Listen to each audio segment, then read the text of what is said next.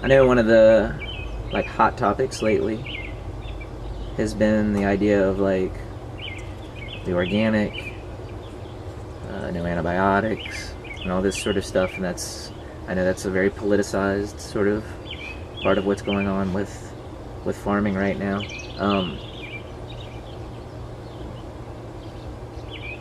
Two sort of questions about that. Number one, I feel like that discussion went on like back in the late 70s, early 80s too, that was something that came up that was sort of a hot issue or whatever, sort of a fashionable thing for farmers to start thinking about doing. The hormones or the organics? The organic, the organic idea, especially it seems like with the relationship to crops and stuff back then.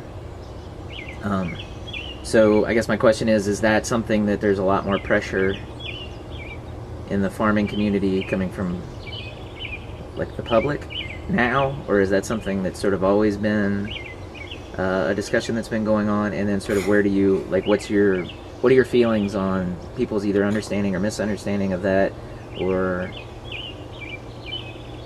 why it is good or why it wouldn't be doable, that all that kind of, just any general thoughts on that? I think the organic thing's always been around, and I'm sure it's probably a good thing. Of course, the less chemicals and all that you can use,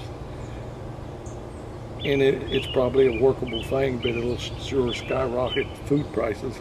It's going to cost so much more to do it, and you see more about it all the time. But it'll be done on a small scale where people can do it and sell tomatoes for, instead of $1 a pound, they'll be $3 a pound, and there'll be the people that can afford to buy it. And whether how much healthier it is or isn't, I guess if you feel like it is and you can afford it, go for it. Right. So they're talking now about grass-fed beef. I sold one to Abden's over here. I did try it and it was good. I don't know how much more health requirements or how much healthier it is or not. But I guess it's whatever the consumers demand. If they want it, that's fine. But all you've ever heard about for years is grain-fed choice beef. So